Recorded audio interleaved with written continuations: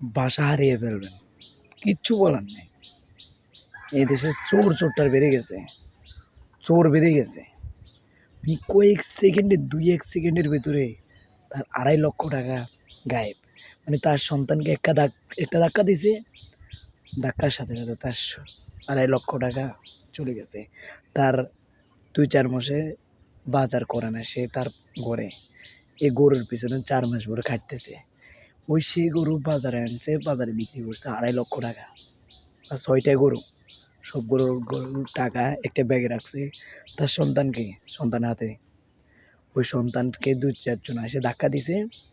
ধাক্কা দেওয়ার পরের সাথে একজন মুলাইছে গরু, ছেলে গরুর দিকে তাকাইছিল, পরবর্তী তার টাকাগুলো গায়েব হয়ে গেছিল।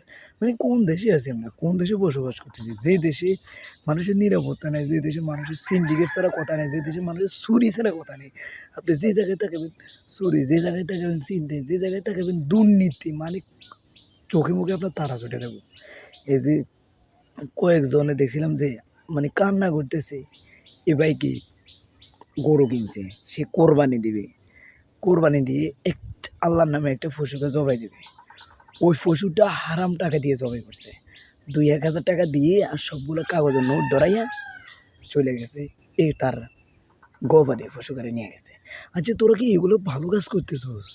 তোরা কি আসলে কি তোরা মানে সভ্য মায়ের সন্তান না অসভ্য মায়ের সন্তান আমরা জানি না। তোদের জন্ম কোথায় হয়েছে, কোন ঘরে তোদের জন্ম হয়েছে যে একটা মানুষ কার বাড়ি দিতেছিস?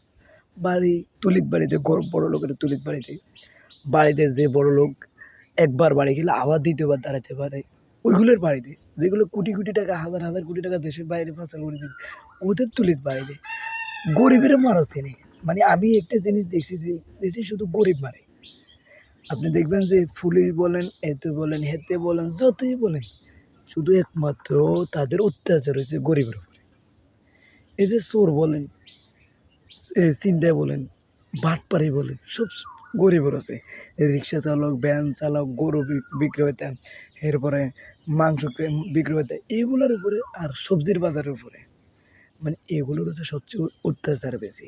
আর যারা দিন মজুত খেটে খাওয়ার মানুষ, মধ্যবিত্ত পরিবার, একমাত্র এদের উপর অত্যাচার চলে। মানে এই দেশে শুধু অত্যাচারটা শুধু মধ্যবিত্ত, নিম্নবিত্ত, আর যারা দিনে আনি দিনে খায়। মানে গরিব সবসময় গরিবে থেকে যায়, বড় লোক হয়েছে। এই যে তুই যে গবাদি পশুকে নিয়ে গেলি, তার থেকে দুর্নীতি করে কয়েকটা ভিডিও দেখলাম।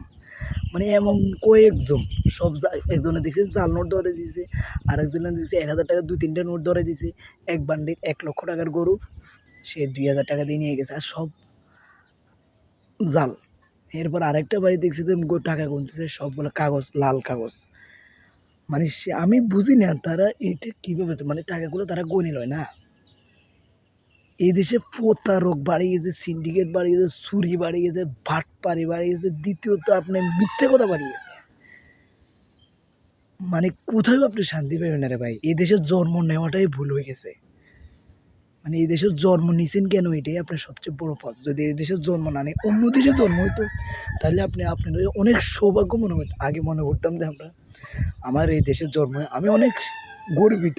কিন্তু আমি গর্বিত না, এখন আমি অনেক লজ্জিত।